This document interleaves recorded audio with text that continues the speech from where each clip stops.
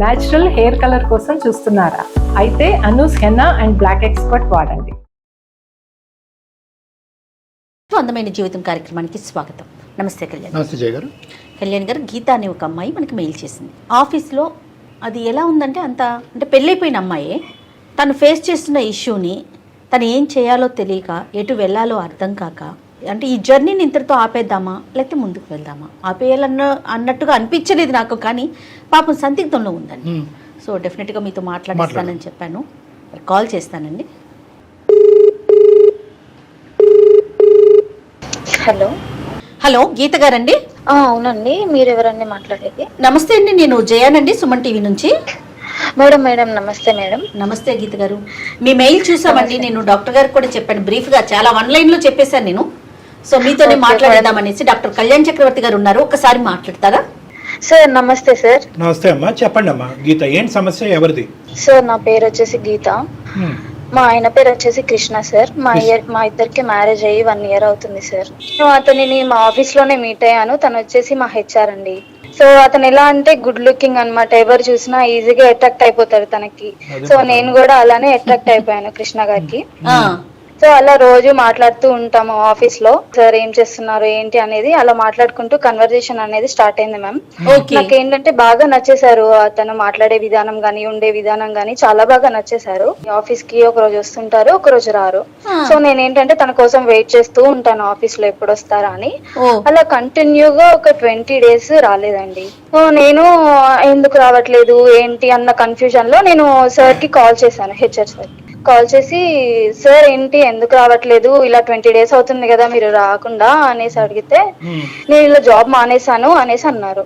ఎందుకు సార్, ఏమైంది, రీజన్ తెలుసుకోవచ్చా అనేసి అడిగితే, నా పర్సనల్ ఇష్యూ అందుకనే రావట్లేదు అనేసి అన్నారు. సో మళ్ళీ నేను 2 days తర్వాత నేను మళ్ళీ రిటర్న్ కాల్ చేశాను. సార్ ఒకసారి కాఫీకి కలుద్దాము, వెళ్దామా ఈవినింగ్ అనేసి అడిగాను.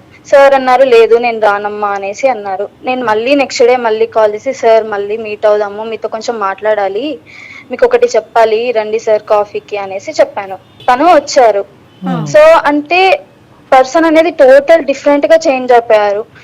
ఆఫీస్ లో ఉన్నప్పుడు మంచి గుడ్ లుకింగ్ గా స్టైల్ గా ఉండేవాళ్ళు, ఇప్పుడు మొత్తం బియర్డ్ పెంచేసుకొని హెయిర్ పెంచేసుకొని అలా టోటల్ చేంజ్ అయిపోయేసరికి నేను షాక్ అయ్యి, సార్ ఏమైంది, ఎందుకు అలా ఉన్నారు, ఎందుకు అలా చేంజ్ అయిపోయారు అనేసి అడిగాను. అప్పుడు తను స్టోరీ చెప్పారు, ఇలా నాకు లవ్ ఫెయిల్యూర్ అయింది, నేను ఇలా ఒక అమ్మాయిని ప్రేమించాను, తను ఇప్పుడు చనిపోయింది, సో దానివల్ల నేను కొంచెం బాధల్లో ఉన్నాను, డిప్రెషన్ లో ఉన్నాను, సో నాకు ఆఫీస్ కి కూడా రావాలనిపించట్లేదు అనేసి చెప్పారు. సో తను డిప్రెషన్ లో ఉన్నారు కదా, మన సైడ్ నుంచి హెల్ప్ చేద్దాం అనేసి నేను రోజు కాల్స్ చేయడము, మెసేజ్ చేయడము, సో ఇలాంటివి చేస్తూ నేను తనకి కనెక్ట్ అయిపోయాను, తను నాకు కనెక్ట్ అయిపోయారు. సో ఇలా 8 months లో మేము లవ్ లో పడిపోయాము. అంటే ఫస్ట్ నువ్వు ప్రపోజ్ చేసిన తర్వాత అతను ప్రపోజ్ చేశారా, లేదంటే ముందే అతను? లేదు సార్, నేనే ప్రపోజ్ చేశాను. నువ్వే ప్రపోజ్ చేసావు, దానికి అతను కూడా పెద్ద ఏమీ అంత సంకోచించలేదు, వెంటనే రెస్పాండ్ అయ్యాడు. అవును సార్, అంటే నేను ఫస్టే ప్రపోజ్ చేశాను సార్, కానీ అప్పుడు వద్దు అనేసి అన్నారు. కానీ తర్వాత నేను చూపించే కేరింగ్ కి, నేను చూపించే మోటివేషన్ కి. ఏజ్ గ్యాప్ ఎంత? అతను అంటున్నావు, అతని పేరేంటమ్మా? Sir Krishna sir. కృష్ణకి నీకు ఏజ్ గ్యాప్ ఎంతమ్మా? 3 years సార్. 3 years. గీతకి కృష్ణకి 3 years ఏజ్ గ్యాప్. ఓకే, పెద్దలకి ఎప్పుడు చెప్పారు? 8 months తర్వాత చెప్పాను సార్. ఓకే. పెళ్లి మరి? పెళ్లి అయ్యి 1 year వరకు అవుతుంది సార్. పెళ్లి అయింది, పెద్దల్ని ఒప్పించే మేము పెళ్లి కూడా చేసుకున్నాము. వరకు స్మూత్ గానే ఉంది. మీరు జాబ్ చేస్తున్నారండి ప్రెజెంట్ గీత? మేడం చేస్తున్నాను మేడం, సాఫ్ట్వేర్ జాబే చేస్తున్నాను. తను కూడా జాబ్ చేస్తున్నాను. ఒకే కంపెనీనా? మా కంపెనీ కాదు మేడం, ఇప్పుడు వేరే కంపెనీ. ఆ కంపెనీలో జాబ్ మానేసిన తర్వాత తను డిప్రెషన్ లో నుంచి బయటకు వచ్చిన తర్వాత వేరే కంపెనీలో జాయిన్ అయ్యారు జాబ్. ఆయన వేరే కంపెనీలో జాయిన్. అవును. తర్వాత అతను ఆ జ్ఞాపకాల గురించి కానీ ఆ ప్రేమ ఎంతవరకు కొనసాగింది, ఇవేమన్నా నువ్వు తర్వాత అడిగి తెలుసుకున్నావు, అతను ఏమైనా చెప్పాడు? ఇంకా అవేమి లేవు? లేదు సార్, నేనేమి అడగలేదు. ఎందుకంటే మళ్ళీ పాత విషయాలు గుర్తు చేసి బాధ పెట్టడం ఎందుకు అనేసి నేనే ఏం అడగకుండా కామ్ గా మేమిద్దరం చాలా హ్యాపీగా ఉన్నాం సార్. పెళ్ళైన తర్వాత కూడా మా ఇద్దరి మధ్య ఏ డిస్టర్బెన్స్ లేవు, ఏ మిస్అండర్స్టాండింగ్స్ లేవు, చాలా హ్యాపీగా ఉన్నాం. ఓకే, మరి ఇష్యూ ఏంటమ్మా, ఏమైంది? సార్ ఇష్యూ వచ్చేసి మ్యారేజ్ అయిన తర్వాత 3 months తర్వాత ఒక అమ్మాయిని తీసుకొచ్చారు సార్ ఇంటికి. సో ఆ అమ్మాయి వచ్చేసి అతని ఆఫీస్ లో కొలీగ్ అన్నమాట. నాకు చెల్లి అని పరిచయం చేశాడు. చెల్లి అంటే ఏ చెల్లి? చెల్లి. చెల్లిని పరిచయం చేయటం అంటే నీకు తెలియని చెల్లి ఎలా ఉంటది? కొలిక్ చెల్లి సార్. అది కొలిగి చెల్లి. ఈ చెల్లితో సగం తొలగిన. సరే నువ్వు ఓకే, అప్పటి వరకు పరిచయం చేయనాడు, ఇప్పుడు ఎందుకు పరిచయం చేశాడు సడన్ గా చెల్లిని? అదే సార్ నేను అడిగాను ఎక్కడి నుంచి వచ్చింది తిని ఎవరంటే ఇలా జాయిన్ అయింది రీసెంట్ గానే, నాతో మంచిగా మాట్లాడుతుంది చెల్లి అనేసి చెప్పాడు. నేను ఏం క్వశ్చన్ అడిగినా గానీ ఇట్లా చెల్లి అనేసి చెప్పాడు. సో దానివల్ల ఏంటంటే నేను కూడా ఏం క్వశ్చన్ అడగలేదు, నాకు కూడా ఏం డౌట్ రాలేదు. సో అలా ఆమె కంటిన్యూగా 2-3 టైమ్స్ ఇంటికి వస్తూనే ఉంది సార్. ఇంటికి రావటం, మళ్ళీ వాళ్ళు ఫోన్ లో అన్నయ్య చెల్లి అని ఫోన్ లో మాట్లాడుకోవటం ఇవంతా నడుస్తూనే ఉంది. అవును సార్, నేను చెల్లినే కదా అనేసి నేను కూడా ఏం పట్టించుకోలేదు సార్. అలా కొన్ని డేస్ కొనసాగింది. సో తర్వాత ఒక రోజు మేము మా ఇద్దరికి ఇన్కమ్ బాగానే ఉంది, సొంత ఇల్లు కొనుక్కుందాము, ఇల్లు షిఫ్ట్ అవుదాం అనేసి నేనే అడిగాను. ఓకే షిఫ్ట్ అవుదాం అన్నారు. అప్పుడు అన్ని ప్యాక్ చేస్తుంటే ఏంటంటే తన ఓల్డ్ మెమోరీస్ ఫొటోస్ అన్ని నాకు కనిపించాయి. ఏం కనిపించింది అమ్మా? ఏముంది? ఒక బాక్స్ ఉందండి, ఆ బాక్స్ లో వచ్చేసి ఫొటోస్, కవితలు. ఆ ఫొటోస్ వెనకాల వాళ్ళు ఫస్ట్ డే మీట్ అయిన డేట్, వాళ్ళు ఏం మాట్లాడుకున్నారు, కవితలు ఉంటాయి, తను రాసిన కవితలు అవన్నీ ఉన్నాయి సార్ బాక్స్ లో. ఎవరు అమ్మాయి అంటే ఏ అమ్మాయి? ఆ ఫోటోలో ఉన్న పర్సన్ మా ఇంటికి వచ్చే పర్సన్ ఒకళ్ళే సార్. చెల్లా? అవును సార్. చెల్లిని ఆ విధంగా వరసల్ని కూడా ఎంత నాశనం చేస్తున్నారమ్మా. కాదమ్మా, ఇప్పుడు అతనికి ఈ అమ్మాయి ప్రేమించేటటువంటి అమ్మాయినే కొద్దిగా నీ దగ్గర నుంచి ఒక ఇండైరెక్ట్ లైసెన్స్ గురించి, వాళ్ళ ఫ్రీనెస్ గురించి చెల్లి కింద పరిచయం చేశాడు నీకు, అంతేనా? అవును సార్, అవును సార్. నాకు అది ఆ ఫోటో చూసినప్పుడే అర్థమైంది సార్. ఆ ఫోటో వెనక ఐ లవ్ యూ అని రాసుకోవడము, ఆ కవితలు అవన్నీ చూసిన తర్వాతే నాకు తెలిసింది సార్. సో ఇంటికి వచ్చినప్పుడు నేను అడిగాను, ఇలా ఫొటోస్ దొరికాయి, ఈ అమ్మాయి మన ఇంటికి వస్తుంది, మరి ఈ ఫోటో వెనకనేమో ఐ లవ్ యూ అని రాసింది, కవితలు ఉన్నాయి, మరి ఈ అమ్మాయి ఏమో చెల్లి అని పరిచయం చేసావు, మీరు ఫస్ట్ మీట్ అయిన డేట్ ఉంది, అసలు ఎవరు ఈ అమ్మాయి? అసలు చెల్లికి ఇట్లా ఎవడైనా ప్రపంచంలో రాస్తాడని అడగపోయావమ్మా? ఇంకా చెల్లి స్టోరీ ఏముందిలేండి, కానీ అతను ఆ విధంగా చెల్లి అన్నట్టుగా డిస్క్రైబ్ చేసి చూపెట్టి మేము నీ చెవులో ఏమొచ్చి పెద్ద పువ్వు పెట్టాడు. ఎందుకు చెప్పు అంటే తనేమో ఏం లేదు ఏం లేదు వదిలేయి, మ్యాటర్ వదిలే అనేసి మాట్లాడుతున్నాడు కూల్ గా. ఎన్నిసార్లు అడిగినా గానీ ఇదే రిపీటెడ్ గా చెప్తున్నాడు. నీకున్న సందిగ్ధ పరిస్థితి ఏంటమ్మా? ఇది భయంకరమైన పరిస్థితి. ఎందుకంటే నువ్వు చక్కగా ఆ అబ్బాయిని మోటివేట్ చేసి చచ్చిపోవలసినటువంటి మనిషికి ఇంకో జీవితాన్ని ఇచ్చి ప్రేమించినటువంటి అమ్మాయి స్థానాన్ని నువ్వు తీసుకుని ఆ విధంగా ముందుకు వచ్చినటువంటి అమ్మాయిని అసలు నువ్వు నీ పాదావందనం చేసి పూలతో పూజించాలి నిన్ను. అలాంటి నీకు వెన్నుపోటు పొడిచి చెల్లి అని పరిచయం చేస్తూ వేరే చెల్లిని తీసుకురావటం అనేది ఎంతవరకు సబబు? అంత దుర్మార్గత్వం ఎలా వచ్చింది? నీ క్వశ్చన్ ఏంటి? అదే సార్, నాకు అసలు ఏం అర్థం కావట్లేదు సార్. అసలు ఆ అమ్మాయి ఎవరు? పాస్ట్ లో చనిపోయిన అమ్మాయి అన్నాడు, తన ఎవరు? నేను ఇంకా పాస్ట్ విషయాలు ఏం అడగలేదు కదా సార్. చనిపోయిన అమ్మాయి ఎలా బతుకొస్తుందిలే అమ్మా, తీసి పక్కన పెడదాంలే. కానీ ఆ అమ్మాయి చనిపోయింది, ఆ అమ్మాయి క్లోజ్ అయిపోయింది, దాని గురించి అతను మరి ఈ అమ్మాయి చెల్లి అని పరిచయం చేసి మరి ఈ అమ్మాయికి ఐ లవ్ యూ అని చెప్తున్నాను. నాకు ఇప్పుడు చచ్చిపోవాలా బతకాలా అనేది నాకు ఏం అర్థం కావట్లేదు. ఇప్పుడు ఎలాగైతే కనుక ఆ అమ్మాయి చనిపోయిన తర్వాత నువ్వు ఎలాగైతే ముందుకొచ్చి మోటివేట్ చేసి కౌన్సిలింగ్ చేసావో, ఇంటి దగ్గర వేరే అమ్మాయి కౌన్సిలింగ్ చేసినట్టుంది ఆ అమ్మాయి ఈ అమ్మాయి. సో నిన్ను ఇక్కడ నడిపించాడు, ఆ అమ్మాయిని ఆ విధంగా నడిపించాడు. ఇంకెంతమంది నడిపిస్తున్నాడు? నీకు ఒక 10 మార్కులు ఎక్కువ వేసాడు కాబట్టి నేను పెళ్లి చేసుకున్నాడు. మరి పెళ్లి చేసుకున్న తర్వాత ఈ అమ్మాయిని ఇంటికి తీసుకురాకపోతే బాగుండదు కదా, ఈ రోజు కాకపోయినా రేపైనా చెల్లి అని తీసుకొచ్చాడు. నువ్వు ఇంత నాకు అన్నిటికంటే ఆశ్చర్యం కలిగించేది ఏంటంటే, నువ్వు ఇలాగా ఈ గుట్టు రట్టయిన తర్వాత ఇవన్నీ చూపెట్టిన తర్వాత కూడా అతను సాఫీగా సాఫ్ట్ గా ఏమీ లేదు అంటున్నాడంటే ఇలాంటి అంశాల్లో ఎంత నిష్ణాతుడో ఇతను, ఎంత ఆరితేరున్నాడు. అది నాకు చాలా నమ్మాను సార్ అతనిని, నేను చాలా నమ్మాను అతనిని. అదే కదమ్మా జరిగేది. ఇబ్బంది అక్కడే మొదలవుతుంది, నమ్మకాలతోనే మొదలవుతుంది. నమ్మకాలు స్మార్ట్ అండి. ఆఫీస్కి 2 రోజులు రాకపోతే నేను తట్టుకోలేకపోయానండి, ఆఫీస్ వాళ్ళు కూడా పట్టించుకోకపోయినా నేనే ఫోన్ చేసి అటెండెన్స్ వేయించేవాడిని అండి. ఎందుకమ్మా ఈ గోలంతా? వీటిల్లో ఉంటారు కానీ వాళ్ళు అసలు ఎలాంటి వాళ్ళు ఏంటి ఎంక్వైరీలు చేయటంలో మాత్రం ఉండరమ్మా. నిన్నేదో ఇబ్బంది పెట్టడం అని కాదు, కానీ జనరల్ గా ఇవే చూస్తా ఉన్నాం. సరే ఇప్పుడు ఏం చేద్దాం చెప్పండి? నేను ఎన్నిసార్లు అడిగినా చెప్పట్లేదు మేడం, అందుకనే మీ సైడ్ నుంచి ఏమన్నా అడిగించాలని చెప్తాడేమో అనేసి. నాకు ఇప్పుడు ఆఫీస్ కి వెళ్ళాలన్నా వెళ్ళబుద్ధి కావట్లేదు, పని మీద కాన్సన్ట్రేట్ చేయలేకపోతున్నాను. నా లైఫ్ ఏంటో నాకు అర్థం కావట్లేదు మేడం, అసలు చచ్చిపోవాలనిపిస్తుంది వెళ్తున్నాడు సార్. అతను మాత్రం బిజీగానే ఉన్నాడు, నిన్ను మాత్రం ఇరుకునేసాడు. అక్కడేమో వచ్చి చెల్లి అని చెప్పుకుంటూ ఆ అమ్మాయితో సరసాలు కంటిన్యూ చేస్తున్నాడు. ప్లీజ్ సార్ హెల్ప్ చేయండి సార్. బయటకు వచ్చేసేమో సింపుల్ గా. ఏమి ఇలాంటి మోసగాడితో ఏముంటావు? కౌన్సిలింగ్ చేసినంతకాలం చేసావు, ఒక ఇంటోడిని చేసావు, చాలా వాడికి చేసిన లేదు సార్, సాక్రిఫైసెస్. నిజం తెలుసుకోవాలి సార్, నిజం తెలుసుకోవాలి. అసలు ఏం జరిగింది ఏంటి నాకు అన్ని విషయాలు చెప్తాడు. ఈ విషయం అనేది ఎందుకు దాచిపెట్టాడు? ఏమో అసలు ఒక ఎవరు నిజం ఏంటో తెలుస్తుందో నాకు- చాలా నిజాలు తెలుస్తాయి. మాకు అది టెన్షన్ గా ఉంది. అదే అదే ఇప్పుడు నువ్వు చెప్పినట్టుగా ఇప్పుడు నువ్వు నీకు విన్నావు కాబట్టి, ఈ ఫోటోలు కనిపించినాయి కాబట్టి మా ఊరికి అయితే ఫోన్ చేసావు. ఒకటి వచ్చింది. ఫోటోలు కనిపించకుండా ఈ డైరీలు కనిపించకపోతే ఎంతకాలం నడిచేదో ఈ కథ. అవునా సార్, దాని గురించి ప్లీజ్ సార్ మాట్లాడి ఏదో ఒకటి నువ్వు చెప్పండి మళ్ళీ సార్, ఇల్లు నాకు మారితే solution ఇంకొన్ని అనేది. కనిపిస్తాయి నీకు.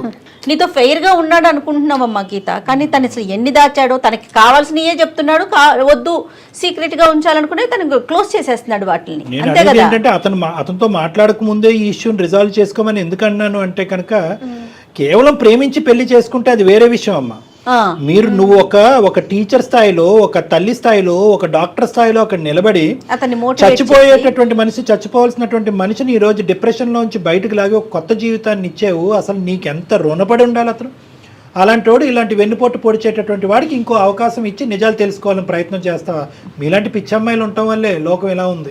సరే ఒకసారి అయితే మాట్లాడండి డాక్టర్ గారు మీరు. ఏమో మా అందరికీ తెలియని మంచితనం నువ్వు చూసావు కాబట్టి నువ్వు ఇంకో అవకాశం ఇవ్వాలి అని అనుకుంటున్నావు.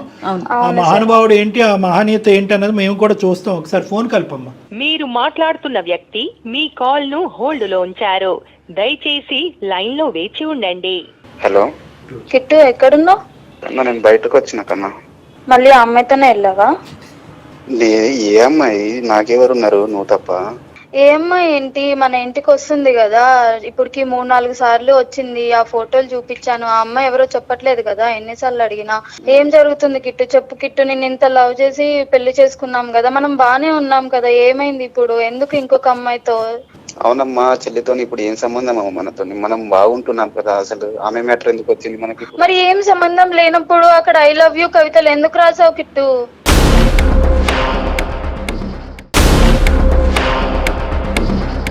నేను చెప్పాను కదా, గతం అంతా నువ్వే ఉన్నావు మొత్తము. లేదు కిట్టు, నువ్వు ప్రతిసారి ఇలానే మాట మారుస్తున్నావు. ప్లీజ్ కిట్టు చెప్పు కిట్టు, నేను చచ్చిపోతాను లేదంటే. అంత మాటలు ఎందుకు మాట్లాడుతున్నావు కన్నా నువ్వు? మరి నువ్వు అలానే చేస్తున్నావు కదా, ఎన్ని టైమ్స్ అడిగినా ఇలానే అంటున్నావు. ఇంకా ఎన్ని రోజులు చెప్పు? ఆ అమ్మాయి ఏమో ఇంటికి వస్తుంది చెల్లి అంటున్నావు, అక్కడేమో ఐ లవ్ యూ అని రాసింది. నేను ఎలా నమ్మాలి చెప్పు? నేను చూసుకోవడంలో నీకేమైనా తేడా అనిపించిందా కన్నా చెప్పు? లేదు కిట్టు, ప్లీజ్ కిట్టు, ఆ అమ్మాయి ఎవరు చెప్పు కిట్టు ప్లీజ్. నేను ఇన్ని టైమ్స్ అడిగినా నువ్వు చెప్పట్లేదు. అందుకనే నేను అందమైన జీవితం జయ మేడం గారికి నేను మెయిల్ సెండ్ చేశాను. మేడం మాట్లాడతారు, మేడంతో మాట్లాడు. టెన్షన్ లో మాట్లాడుతా ఉంది. నమస్తే అండి కృష్ణ గారు, చాలా బాధలో ఉన్నట్టున్నారు మీరు. నమస్తే. నమస్తే మేడం. అదే చాలా బాధగా అనిపిస్తోంది మీ వాయిస్. అది కూడా ఇది సుమన్ టీవీ అందమైన జీవితం ప్రోగ్రామ్ అండి. నాతో పాటు డాక్టర్ కళ్యాణ్ చక్రవర్తి గారు కూడా లైన్ లో ఉన్నారు. గీతకి ఏం మాట్లాడాలో, తనకి ఏం చేయాలో తెలియక మా దాకా వచ్చారండి, మాకు మెయిల్ చేశారు మీ ఇద్దరి మధ్య జరుగుతున్న ఇష్యూ గురించి. ఏంటండి ఈ వ్యవహారం ఏంటి? నాకు ఆ రిలేషన్ ని చెప్పడానికి కూడా నాకు నోట్లోంచి మాట రావట్లేదు. మీరు చెప్పిన రిలేషన్ వేరు, అక్కడ జరుగుతున్నది వేరు. అసలు అమ్మాయికి ఏం పాలు పోవట్లేదు. ఇప్పుడు అలా కాదు. ఇప్పుడు ఆ అమ్మాయి ఇప్పుడు ఈ అడ్డంగా వాదన అనేది చాలా దరిద్రంగా ఉంది. ఒక అమ్మాయిని తీసుకొచ్చావు, 1-2 సార్లు ఏమొచ్చి చెల్లి చెల్లి అని పిలిపించావు, చెల్లి అని అన్నావు, పరిచయం చేసావు. ఆ అమ్మాయి ఏమొచ్చి అసలు సిగ్గు లేకుండా నేను అన్నయ్య అని అంటుంది. ఆ అమ్మాయి ఎవరో తీరా కట్ చేసి చూస్తే కనుక ఈ అమ్మాయిని ఎందుకు ఇప్పుడు పిచ్చిదని చేస్తున్నారు మీరు? వాస్తవానికి నిజాన్ని ఒప్పుకోవచ్చు కదా మీరు. ఫోటోలు వెనకాతలు ఏమొచ్చి మీ ఇద్దరు లవ్ స్టోరీలు కథలుగా రాసున్నాయి, కవితలు ఉన్నాయి, ఇంకా చండాలం అంతా ఉంది. ఈ చండాలం అంతా చూసిన తర్వాత కూడా ఇది నిజం కాదు, ఆ అమ్మాయి చెల్లే చెల్లే చెల్లే అని చెప్పి ఎవరిని పిచ్చోలు చేస్తున్నారు మీరు? నువ్వు తీసుకొచ్చినటువంటి అమ్మాయి ఎవరు? నీ గతంలో జరిగినటువంటి ఆ స్టోరీ ఏంటి? ఆ కథ చెప్తూ గెడ్డలు పెంచుకుని ఈ అమ్మాయిని ఎందుకు ట్రాప్లో వేసావు? అసలు వాస్తవానికి నీ గతంలో ఒక స్టోరీ ఉందా, లేదంటే ఈ అమ్మాయిని పడేసే దాని గురించి నువ్వు ఆడినటువంటి ఒక నాటకమా?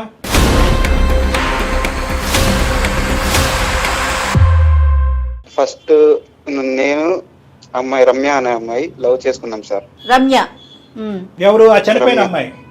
చనిపోయిన అమ్మాయి సార్. చనిపోయిన అమ్మాయి. నువ్వు ఎంతకాలం లవ్ స్టోరీ మీది? రమ్య నేను 1 year లవ్ చేసుకున్నాం సార్. ఓకే. ఎలా చనిపోయింది అమ్మాయి? యాక్సిడెంట్ లో చనిపోయింది అని వాళ్ళ ఎవరు చేశారో తెలియదు సార్. ఇంటి నుంచో వారికి బయట నుంచో అని తెలియదు మాకు. ఓకే. కాల్ వచ్చింది సార్, ఒక అన్నోన్ కాల్ వచ్చి ఇట్లా యాక్సిడెంట్ లో చనిపోయారు అని వచ్చింది. వాళ్ళ ఇంటికి వెళ్ళి చూసే లోపు వాళ్ళ ఇంటికి తాళం ఉంది సార్. పక్కింటి వాళ్ళని అడిగితే వాళ్ళ సొంతూరుకి వెళ్ళిపోయారని అడిగితే వాళ్ళ సొంతూరు అనే డిస్కషన్ మాకు ఇద్దరి మధ్యలో ఎప్పుడు రాలేదు. 1 year. యాక్సిడెంట్ అయిన అమ్మాయిని మీరు చూడలే మీ కళ్ళతో? మా కళ్ళతో నేను చూడలేదు మేడం.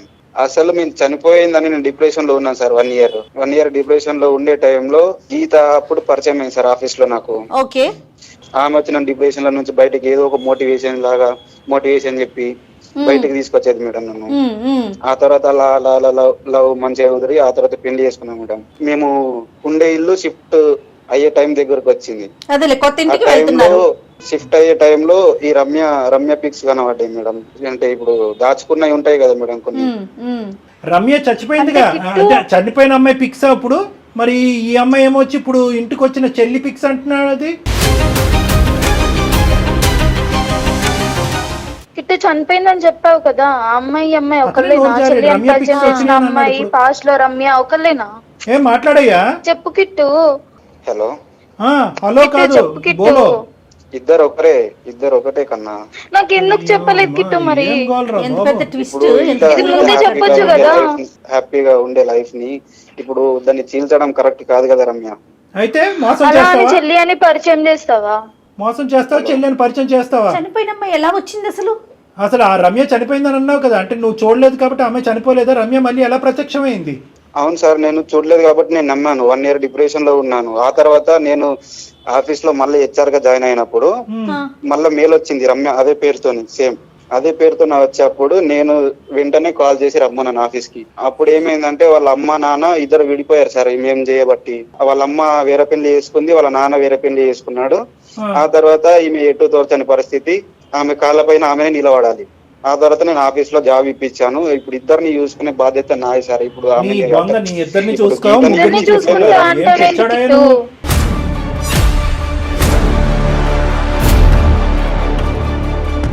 ఎక్కడ తీసుకోవాలి? అలా కాదు, నువ్వు ఇద్దరిని చూసుకుంటావు, నలుగురిని చూసుకుంటావు అనేది తర్వాత మాట్లాడదాం. ఇక్కడ పాయింట్ ఏంటంటే కనుక రమ్య చనిపోయింది అనుకున్నటువంటి రమ్య వెంటనే మళ్ళీ నీ లైఫ్ లోకి ఎందుకు రాలేదు? ఇప్పుడు మధ్యలో గ్యాప్ ఎందుకు ఇచ్చింది? 1 ఇయర్ ఏం చేసిందంటే ఆ గ్యాప్ లో ఆవిడేమైనా బిజీగా ఉందా? ఆమెని ఇంట్లో అరెస్ట్ చేశారంటే హౌస్ అరెస్ట్ చేసి ఫోన్లన్నీ తీసేసుకుని మాట్లాడనివ్వకుండా చేశారు. అవును. మళ్ళీ వాళ్ళ అమ్మ నాన్నకి ఏం ప్రాబ్లం వచ్చింది? వాళ్ళిద్దరు వేరే వేరే పెళ్లిళ్ళు చేసుకున్నారు అసహ్యంగాని. అయ్యో ఏమయ్యా, నువ్వు ఏమైనా ఖర్చు చెప్తున్నావా మాకు? నిజమా ఇదంతా?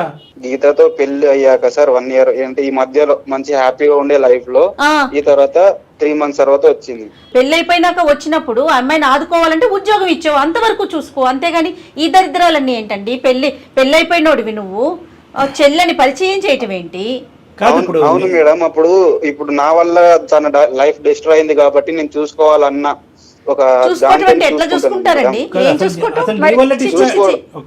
అసలు నీ వల్ల డిస్ట్రాయ్ అయిందని నువ్వు ఎలా అంటావు? ఆ అమ్మాయి యాక్సిడెంట్ అయిపోయినట్టు, చనిపోయినట్టు, తల్లిదండ్రులు ఇంట్లో ఏమొచ్చి హౌస్ అరెస్ట్ చేసినట్టు అక్కడంతా కథ జరిగితే నీ మీద నువ్వు నిందెందుకు వేసుకుంటున్నావు? నా వల్ల అయ్యిందని చెప్పి. మేడం మీరే చెప్పండి మేడం, సార్ మీరే నాకు న్యాయం చెప్పాలి. చాలా అన్యాయం కాదు. ఇప్పుడు నీ మనసులో ఏముంది కృష్ణ? ఇప్పుడు నువ్వేం చెప్పాలనుకుంటున్నావు? ఇందాకటి నుంచి నువ్వు ఒక మాట అంటున్నావు. చెప్పు కన్నా. ఇన్ని రోజులు నమ్మాను కాబట్టి నువ్వు చెప్పినవన్నీ నమ్మాను. ఇప్పుడు ఆ ఫోటో చూసిన తర్వాత నాకు నమ్మకం అంతా పోయింది. ఇప్పుడు నమ్మకం రావాలంటే ఏం చేయాలి కన్నా చెప్పు. నువ్వు చెప్పి ఏం చేయాలి? ఇప్పుడు ఆ అమ్మాయి ఈ అమ్మాయిని కూడా అన్నయ్య అని చెప్పి వేరే వాళ్ళని తీసుకొచ్చి ఇంట్లో కూర్చోబెట్టాలా? ఓకేనా నీకు? మరి అది కూర్చోబెడుతుంది సార్. నేను ఇప్పుడు చెల్లె అని చెప్పి ఇంటికి వచ్చి తీసుకొని వస్తున్నాను కదా సార్. నేను దుర్మార్గుడా, ఇప్పుడు నేను చెల్లె అని చెప్పడానికి సార్ ఒక రీజన్ ఉంది. ఇప్పుడు హ్యాపీగా ఉండే లైఫ్ లో మేము హ్యాపీగా మళ్ళీ ఇప్పుడు అది నాకు పాస్ట్ అదే అమ్మాయి ఇదే అమ్మాయి అని చెప్పామనుకో లైఫ్ కూడా అంటే ఇక్కడ నా హ్యాపీ లైఫ్ అని అంటున్నావు. ఏమయ్యా, ఎంతకాలం చెప్తే ఈ ప్రయాణం చేద్దాం అంటే మోసం చేసైనా కూడా ఈ అమ్మాయిని గీతని హ్యాపీగా ఉంచటమే నీ కర్తవ్యమా? కుదిరిన రోజులు ఇలానే చెప్పేవాడిని. అలాగే చెప్పాలా? ఎక్కడ దొరకవయ్యా నువ్వు? చెల్లి అని పరిచయం చేసినటువంటి అమ్మాయి నీ చెల్లి కింద పరిచయం చేసావా, లేదంటే గీత ఇదిగో నీకు చెల్లి లాంటిదని చెప్పి ఈ అమ్మాయిని పరిచయం చేసావా? గీత నీ చెల్లి లాంటిదని పరిచయం చేసావా? అమ్మ నీ దుంపతేగా, నువ్వు మామూలు కాదురా. కాదు ఇప్పుడు అయితే ఇప్పుడు నీకు ఆ అమ్మాయికి చెల్లి, నీకు మరదలా? ఏం మాట్లాడుతున్నావు? నీకు అసలు బుర్ర ఉందా? అసలు నిన్ను ఎలా వర్ణించింది అంటే ఆ అమ్మాయి ఇందాక గీత, రాముడండి, దేవుడండి, అసలు అటువంటి అతను హ్యాండ్సమ్, అటువంటి హ్యాండ్సమ్, ఏమో ఎంత హ్యాండ్సమ్గా ఉన్నావు మాకు కనిపించలే కానీ ఫోన్లో ఉన్నావు, ఎంత గొప్పోడండి, అంత గొప్పోడంటే కనుక ఆ అమ్మాయి నిన్ను డిప్రెషన్ నుంచి బయటికి లాగేసి నిన్ను గట్టినేసి ప్రేమించి పెళ్లి చేసుకుందంటే కనుక నువ్వు ఎంత మహాత్ముడో ఎంత మహనీయుడో అని అనుకున్నావు. తీరా చూస్తే నువ్వు ఇంత చిల్లర వేషాలు వేస్తున్నావు ఏంది? మళ్ళీ ఒక కంపెనీలో హెచ్ఆర్గా చేస్తున్నారంటే ఎంత తెలివి ఉండాలి. ఏం కంపెనీ అండి అది, మీరు పనిచేసే కంపెనీ అనకూడదు కానీ చి కాదు. నీకు అసలు ఇంగితం ఉందా? అసలు నీకు బుర్ర పని చేస్తుందా? లేదంటే తెలివైన వాడు అమాయకుడి కింద మాట్లాడుతున్నావా? లవ్ చేసిన అమ్మాయి విడిపోయిన తర్వాత అంటే చనిపోయిన తర్వాత మళ్ళీ ప్రత్యక్షం అయితే కళ్ళ ముంగట ఎలా ఉంటుంది సార్? మీరు ఎలా తీసుకుంటారు సార్ దాన్ని? మరి నాకు ఒకసారి చెప్పండి సార్. ఎవరు ఎలా తీసుకోరు. ఇప్పుడు ఈ అమ్మాయిని ఎవరినైతే నువ్వు ప్రేమించి పెళ్లి చేసుకున్నావో, ప్రేమించి పెళ్లి చేసుకున్నటువంటి ఈ అమ్మాయి నమ్మి నీ జీవితంలోకి ఎంటర్ అయినటువంటి అమ్మాయికి ఏం న్యాయం చేస్తావు అనేటటువంటిది ఒకటే ఒక దారి, అంతే. మళ్ళీ ప్రత్యక్షమైనటువంటి అమ్మాయి మాకు ఇద్దరు గొడవలు కాలేదు కదా సార్ మాకు. నేను ఉండలేను సార్. ఒక్క నిమిషం అమ్మా, ఇప్పుడు మంచి మాట అన్నావు అమ్మా. ఈ రోజు నువ్వు ఇందాక నేను అన్నాను, అటువంటి దుర్మార్గుడు అటువంటి మూర్ఖుడిని తో మమ్మల్ని మాట్లాడమంటావేంటమ్మా?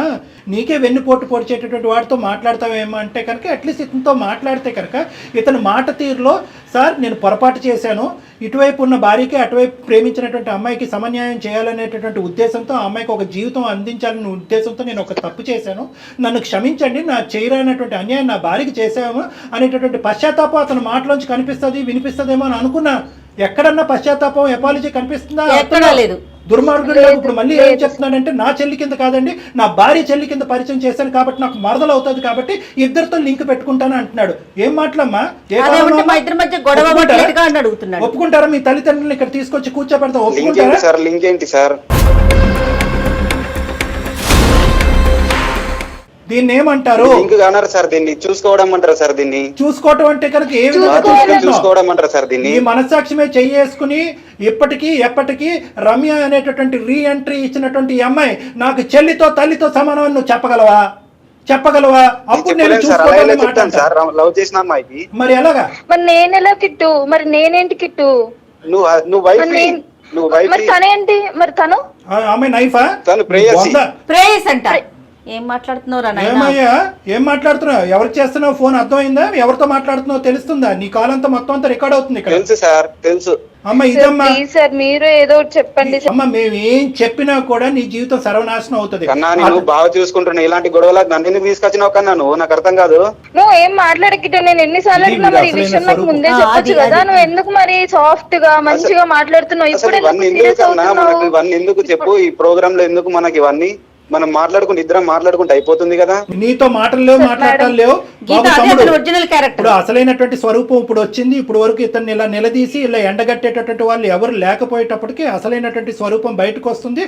కంఠం అనేటటువంటి నేనైతే ఎవరి కోసం ఎవరిని వదిలేయాను సార్, నాకు ఇద్దరు కావాలి. నువ్వెవరో వదిలేది? అమ్మ నువ్వు మాట్లాడాలమ్మా, ఇక్కడ మేము మాట్లాడటానికి లేదు. అతను అంత ధైర్యంగా ఇద్దరు కావాలి అని అంటున్నాడంటే కనుక కేవలం నీ చేతకాంతనం బట్టి అతను అలా మాట్లాడుతున్నాడు. ఈ స్థాయిలో ప్రేమించి ఇక్కడ వరకు తీసుకొచ్చినటువంటి అమ్మాయి, తల్లిదండ్రులను అంత ఇదిగా ఒప్పించినటువంటి అమ్మాయి ఎక్కడ పోతుందిలే అనే దమ్ము ధైర్యంతో మాట్లాడుతున్నాడు. మరి నువ్వు ఇది ముందే చెప్పొచ్చు కదా, ఇలా అబద్ధాలు చెప్పి నాటకాలు ఎందుకు చెప్తాను? చెల్లి కాదు గీత, నీకు ఒకే ఒక మాట చెప్తున్నాను.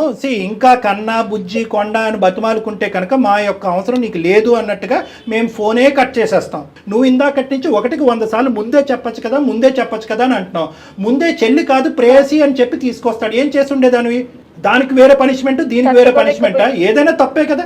అంత ఆ మనిషి యొక్క క్యారెక్టర్ డిస్ప్లే అవటానికి చెల్లి విధంగా పరిచయం చేసి గత ప్రేమికురాలని మళ్ళీ ప్రత్యక్షంగా తీసుకొచ్చాడంటే అతనికి వావి వరసలు తెలియవు అనేటటువంటి దానికి అదొక నిదర్శనమే తప్ప it will not change your life story.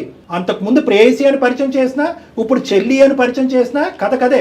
నీ పెళ్లికి ముందు చెప్పుంటే కనుక బహుశా నీ జీవితానికి సంబంధించినటువంటి ఈ దుర్మార్గుడి గురించి ఒక నిర్ణయం తీసుకోవడానికి అవకాశం ఉంటుంది. పెళ్ళి అయిన తర్వాత తీసుకొస్తే ప్రేయసి అని తీసుకొస్తే ఏంటి, చెల్లి అని తీసుకొస్తే ఏంటి? ఇప్పుడు ball is in your court. నువ్వు ఏ నిర్ణయం తీసుకోవాలనుకుంటున్నావు?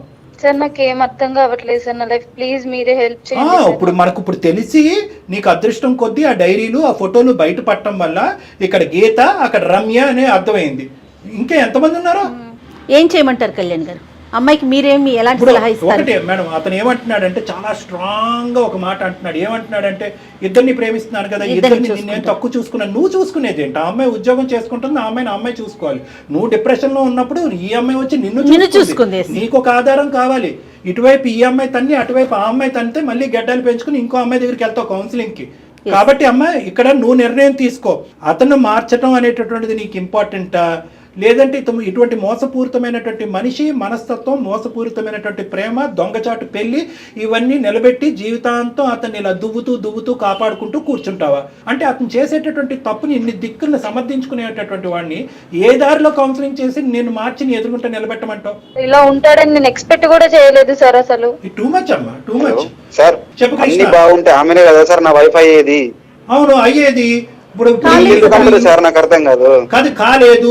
ఆ స్టోరీ అక్కడ క్లోజ్ అయిపోయింది. ఈ అమ్మాయిని పెద్దల సమక్షంలో ఇరువైపులు పెద్దల నుంచి ఎంతో గౌరవప్రదంగా పెళ్లి చేసుకున్నారు. పెళ్లి చేసుకున్నప్పుడు ఈ అమ్మాయి వైఫ్ అయింది. ఇప్పుడు ఆ అమ్మాయి ఏమవుతుంది? నేను నిన్నే అడుగుతున్నాను, ఆ అమ్మాయి ఏమవుతుంది? అప్పుడు ఆ అమ్మాయి శారీరకంగా అప్పుడు చనిపోయినటువంటి అమ్మాయి ఈ రోజు మళ్ళీ పుట్టుకొచ్చింది అనుకుంటే కనుక ఇప్పటికీ కూడా అమ్మాయి చచ్చిపోయినట్టుగానే భావించి ఇంకా అది అక్కడతో తెగదెంపులు చేసుకుని ఈ అమ్మాయితో ప్రయాణం కొనసాగించాలి. అది తీర్పు. దీనికి నేను అక్కర్లే డాక్టర్గా. మీ అమ్మ నాన్న వాళ్ళ అమ్మ నాన్న పిలిచినా కూడా వాళ్ళు ప్రత్యక్షంగా ఇలా చెప్పడమే కాకుండా నీ 2 చెంపలు చెల్లుమనిపించి నేను చెప్పినటువంటి మాటే మాట్లాడతారు. పంచాయతీ పెడదామా? ఇరువైపుల కుటుంబాలు తీసి 4 మంచి మాటలు చెప్తారు, వీటి మీద 4 చివాట్లు వేస్తారు నీకు. అట్లాగే ఆ అమ్మాయి పేరెంట్స్ ని కూడా పిలుద్దామండి, రమ్య పేరెంట్స్ ని కూడా పిలిపిద్దాం. లాజికల్ పిలిపిద్దాము. అట్లా అని ఈ అమ్మాయిని వదిలేను, అట్లా ఆ అమ్మాయిని వదిలేను. నువ్వు ఇక్కడ నిర్ణయాలు తీసుకునేటటువంటి హక్కు, ఆ స్థానం, ఆ విలువ, ఆ మర్యాద నీకు లేవు. కాబట్టి ఈ అమ్మాయి కావాలి, ఆ అమ్మాయి కావాలి, పై అమ్మాయి కావాలి, కింద అమ్మాయి కావాలని మాట్లాడే హక్కు నీకు లేదు. ఏ అమ్మాయి కావాలి వాళ్ళు డిసైడ్ చేసుకోవాలి. సరే, ఆ రమ్య అనేటటువంటి అమ్మాయికి నీలాగే సిగ్గుమాలినటువంటి అమ్మాయి, బుద్ధి లేనటువంటి అమ్మాయి, వాళ్ళ తల్లిదండ్రులు అలా ఏడ్చారు కాబట్టి ఆ అమ్మాయి బందికానలో ఉంది. ఇక్కడి వరకు వచ్చిన తర్వాత అరే గీత అనేటటువంటి అమ్మాయి జీవితం సర్వనాశనం అవుతుంది, నా ప్రేమను ఇక్కడ తెగదెంపులు చేసుకుంటానని చెప్పి ఆ అమ్మాయి వెనుదిరుగుంటే కనుక ఆ అమ్మాయి గురించి కొద్దిగైనా మేము మర్యాదగా మాట్లాడి ఉండేవాళ్ళం. ఆ అమ్మాయి ఇక్కడికి వచ్చి నేను పట్టినటువంటి దీనికి 3 కాళ్ళు అన్నట్టుగా నిన్ను తనుకుని వెళ్ళిపోయి చెల్లిగా పరిచయం చేసేసుకుని, ఏ నీకు బుద్ధి లేదు, నీకు బుద్ధిహీనత. ఆ రమ్య కన్నా కొద్దిగానో బుద్ధి ఉండాలి కదా. ఆ అమ్మాయి గడ్డి తింటుందా? మళ్ళీ మీ కాపురం చెడగొడుతూ ఎందుకు బతకాలి? ఎవరున్నారు అనేటటువంటిది ఇక్కడ అసందర్భం, అనవసరం. ఇక్కడ ప్రస్తుతం ముఖ్యమైనటువంటి అంశం ఏంటంటే నిన్ను కాపాడి నిన్ను ప్రేమించి ఎంతో పరుగుగలగా పెళ్లి చేసుకున్నటువంటి నీ భార్య నీతో ఉండటానికి ఇష్టపడుతుందా లేదా అన్నది ఒకటే ఫుల్ స్టాప్. అందులో మేమందరం కూడా నిమిత్త మాత్రమే. ఎన్ని విధాలుగా నువ్వు వెన్నుపోటు పొడిచేవు అనేటటువంటిది ఆ అమ్మాయి చెవులారా ఇప్పుడు విన్నది, కళ్ళారా చూసింది, అన్ని దరిద్రాలు చూసింది. ఏ ఆడది చూడకూడనటువంటి, ఏ భార్య చూడకూడదు చూసింది.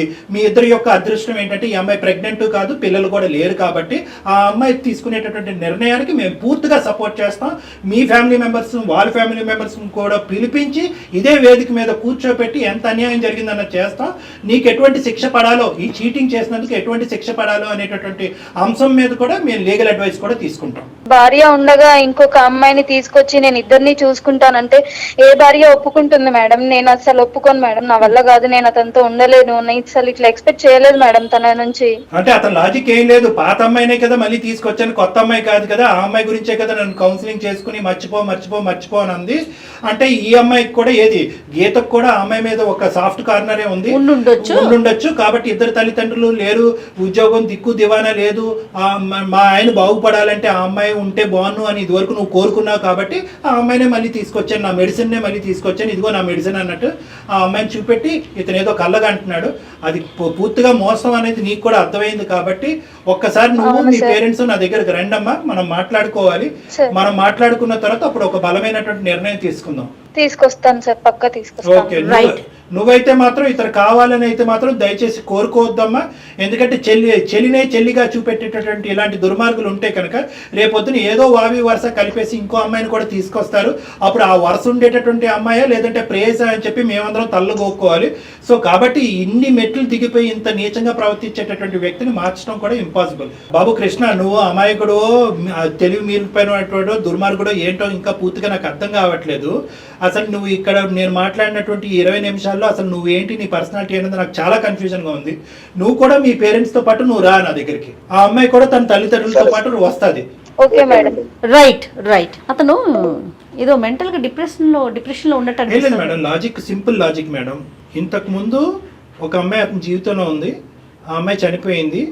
ఆ అమ్మాయి అంటే ఇతనికి ఎంత అమితమైనటువంటి ప్రేమ ఉంది అనేది ఇక్కడ కూర్చున్న వాళ్ళలో అందరికంటే గీతకే బాగా తెలుసు. సో గీత ఇతను ఓదారుస్తూ కౌన్సిలింగ్ చేస్తూ బయటకు తీసుకొచ్చింది. అవును. అంటే ఎక్కడో గీతకు కూడా రమ్య అంటే సాఫ్ట్ కార్నర్ ఉన్నట్టే కదా, అది అంతే అతను కదా. ఎజ్యూమ్ చేసుకున్నాడు. ఆ, గీత ఏమనుకుంటది, చచ్చిపోయిన అమ్మాయి మళ్ళీ బతికొస్తుందని అనుకుంటుందా? అనుకోదు కదా. కదా. సౌతే ఎప్పుడు సౌతే. అంతే. సో ఆ విధంగా ఇతను ఈ లాజిక్ అతను వర్కౌట్ అయ్యి స్లోగా చెల్లి కింద ఇంట్రడ్యూస్ చేసినటువంటి రమ్యని స్లోగా నా సెకండ్ వైఫ్ కింద ఇంకో విధంగా ఇంట్రడ్యూస్ చేద్దాం అనేటటువంటి ప్లాన్ లో అతను ఉన్నాడు. అంటే తెలివిగానే ఆలోచించాడు. ఖచ్చితంగా తెలివితేటలున్నాయి, లేదంటే ఇంత మూర్ఖత్వంగా ఎందుకు వాదిస్తాడు, ఇంత మొండిగా ఎందుకు వ్యవహరిస్తాడు? ఎక్కడ పోతుంది ఈ అమ్మాయి, నన్ను ఓదారుస్తూ ఈ లెవెల్ వరకు తీసుకొచ్చినటువంటి గీత ఎక్కడ పోతుంది అనేది మాట్లాడుతున్నాడు. ఇప్పుడు ఏమవుతుంది అంటే జరగబోయేది కూడా ప్రేక్షకులు చూసి ఆలోచిస్తూ ఉంటారు కాబట్టి చెప్తున్నాను ఏం జరగబోతుంది అనేది. అంటే నా ఎస్టిమేట్స్ నాకు ఉంటాయి కాబట్టి. ఇప్పటి వరకు అతనుకున్న మొండి ధైర్యం ఏంటంటే కనుక గీత ఎక్కడికి పోతుంది. అవును. ఇప్పుడు గీత గీసింది. గీత గీసింది అంటే పోరా బాబు, నువ్వు ఇద్దరిని ఉంచుకునేది, నిన్ను చూసుకునేది, ఇద్దరికి సమన్యాయం చేసేది ఏంటి? నువ్వు ఏదైనా న్యాయం చేసుకుంటే అక్కడికే చేసుకోపో, అమ్మాయి దుబేరా బాబు అన్నట్టు మాట్లాడింది కదా. ఇప్పుడు అతనికి రియలైజేషన్ వచ్చి ఫోన్ పెట్టేసే ముందు ఫోన్ పెట్టేస్తూ సార్ నేను కూడా వస్తాను అంటున్నాడు. అంటే మెట్టు దిగాడన్నమాట. ఇప్పుడు ఈ మెట్టు దిగేటటువంటి తత్వం అతనిలో ఏమన్నా పర్మనెంట్ మార్పు వస్తుందా అనేటటువంటిది ఒక్కసారి మనం ఆలోచించి దీనికి ఈ పనిష్మెంట్ ఉండబోతుంది. ఇదే విధంగా నీకు ఏ విధంగా అయితే గీత కౌన్సిలింగ్ చేసి నీ జీవితంలో గీతను బయటికి లాగేస్తామో అదే విధంగా రమ్యను కూడా కౌన్సిలింగ్ చేసి ఆ అమ్మాయి కూడా నీ జీవితంలో లేనట్టుగా చేస్తా ఉంటే కనుక అప్పుడు ఇంత గెడ్డం కాదు, మొత్తం పెద్ద తోకలాంటి గెడ్డం పెంచుకుని రోడ్డు మీద అడుగుతే కాబట్టి ఆ పరిస్థితి, ఆ థ్రెట్ ఇతనికి చూపెట్టగలిగితే కనుక మార్పు రావడానికి ఒక అవకాశం ఉంది. ఆ మార్పు వచ్చేటట్టు ఉంటే, ఆ మార్పు పెర్మనెంట్ అనేటటువంటి నమ్మకం నాకు వస్తే అప్పుడే వీళ్ళిద్దరిని కలుపుదాం, లేదంటే వద్దు మేడం. డెఫినెట్గా కళ్యాణ్ గారు మీరు ఇంత బలంగా చెప్తున్నారు అంటే కనుక అతని క్యారెక్టర్ ఏంటో అర్థమవుతా ఉంది. డెఫినెట్గా మిమ్మల్ని కలిసాక దాన్ని బట్టి నిర్ణయం తీసుకున్నాం. రైట్ అండి, నమస్తే.